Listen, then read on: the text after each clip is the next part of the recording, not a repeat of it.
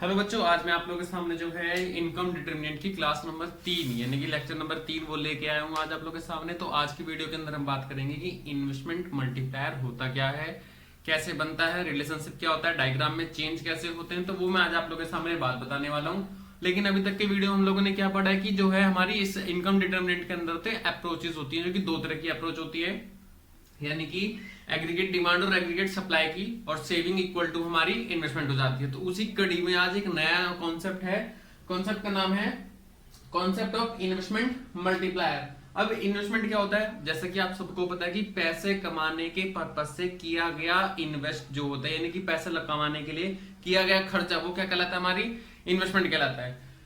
Investment ठीक है। Multiplier का मतलब क्या है? मल्टीप्लायर का मतलब है किसी इनकम को कितने गुना इंक्रीज करना। मल्टीप्लायर मतलब कितने गुना इंक्रीज करना। तो अब पढ़ते हैं कि इन्वेस्टमेंट मल्टीप्लायर होता क्या है।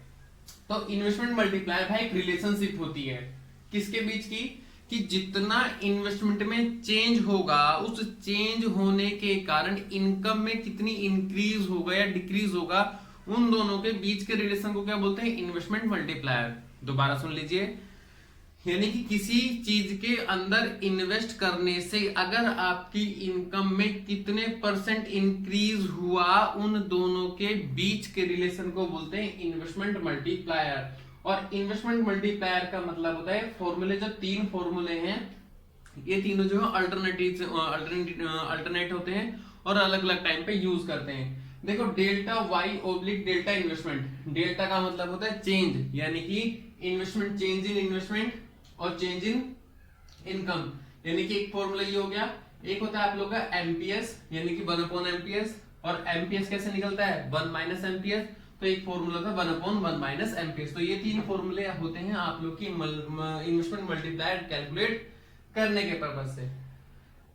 और जो के का इन्वेस्टमेंट होता है, यानी के जो इन्वेस्टमेंट होता है वो किसके साथ में रिलेशनशिप करता है, डायरेक्टली रिलेशन करता है आप लोग का एमपीसी के साथ में। क्यों? क्योंकि किसी अर्थव्यवस्था के अंदर अगर जितना ज्यादा कंज्यूम होगा उतनी ज्यादा इन्वेस्टमेंट होगी, और जितनी ज्यादा इन्वेस्टमेंट होगी उतनी ज्यादा इनकम होगी, और जितनी ज्यादा इनकम होगी अपनी देश की जीडीपी उतनी ज्यादा होगी। तो एमपीसी यानी कि जो इन्वेस्टमेंट होता है वो डिपेंड करता है होली किसके ऊपर, एमपीसी के ऊपर। तो एमपीसी अगर लोअर है या हाइयर है, यानी कि दो चीजें हैं। अगर एमपीसी यानी कि मार्जिनल प्रोपोर्शनलिटी कंज्यूम किसी चीज का ज्यादा है तो डेफिनेटली उस इकोनॉमिक, उस अर्थव्यवस्था में कंजम्पशन का रेशियो बहुत ज्यादा इंक्रीज लेवल पे है, यानी कि आप लोग की सेविंग कैसी है, रिड्यूस है। और अगर आप लोग का एमपीसी किसी अर्थव्यवस्था में कम है तो इसका मतलब जो उस देश के या उस इकोनॉमी के लोग हैं वो खर्च करने में ज्यादा विश्वास नहीं करते, जिसके कारण उनकी कंजम्पशन कैसी होगी, डिक्रीज होगी। और बच्चों, एमपीसी और एमपीएस में हमेशा उल्टा रिलेशन मिलता है कि जितना ज्यादा ये होगा उतना कम हमारा ये होगा, और जितना ज्यादा ये होगा उतना हमारा कम ये होगा। ये तो हुई हमारी इन्वेस्टमेंट मल्टीप्लायर की बात।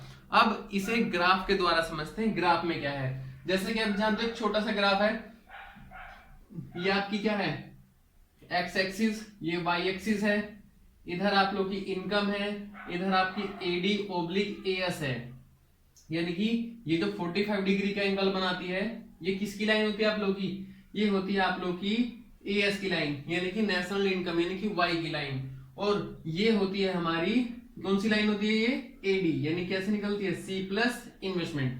ठीक है बच्चों, अब मैंने क्या किया, मैंने थोड़ा सा अपना कंजम्पशन इंक्रीज करा, मतलब इन्वेस्टमेंट करी, क्योंकि दोनों चीजें सेम है। तो मैंने अपनी एडी की लाइन यहां से उठा के यहां से स्टार्ट करी और मैंने ये लाइन बना दी।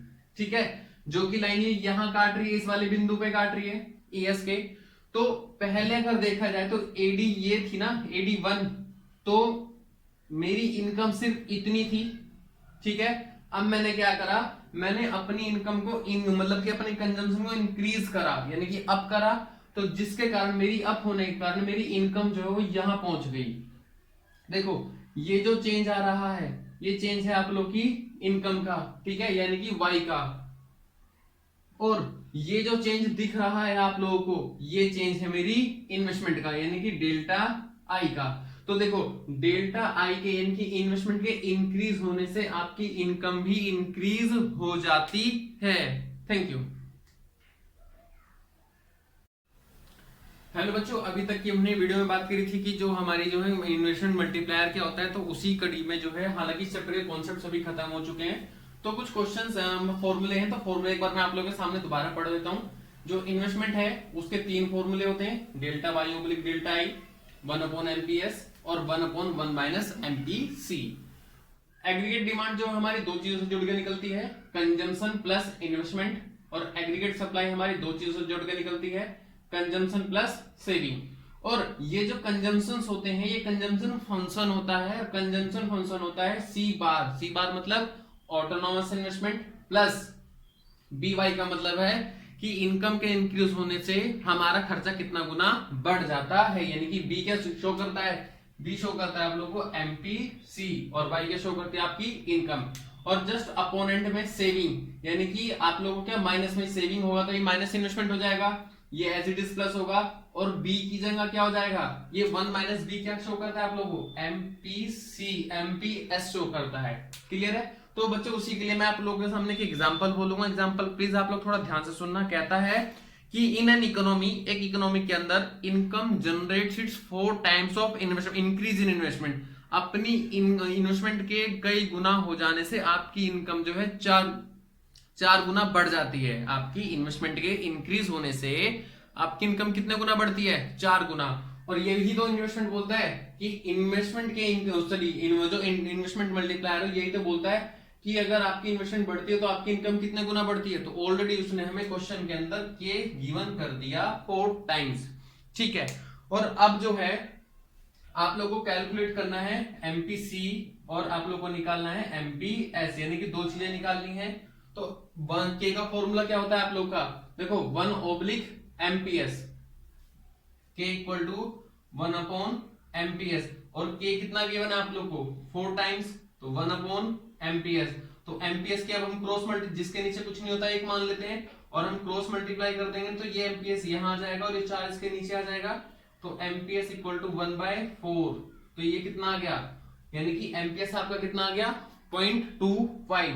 और आप लोगों को बताया था कि MPC plus MPS equal to कितना होता है हमारा 1, क्योंकि किसी देश के अंदर देखो इन जो कंजम्पशन है प्लस सेविंग है इक्वल टू दोनों टोटल इनकम होता है 1, और हमारा ऑलरेडी एमपीएस निकल चुका है 0.25, यानी कि एमपीसी प्लस 0.25 इक्वल टू में 1। अब ये जो माइनस प्लस का है ये उधर जाके किसका हो जाएगा माइनस, तो आपका एमपीसी 1 - 0.25 इक्वल टू 0.75 आप लोग का आंसर निकल के आ जाएगा। तो कुछ इन्हीं फॉर्मूलों के हिसाब से जो है आप लोगों के क्वेश्चन सॉल्व होने वाले हैं। और प्लीज इस चैनल को सब्सक्राइब करें और वीडियो को लाइक करें। Thank you.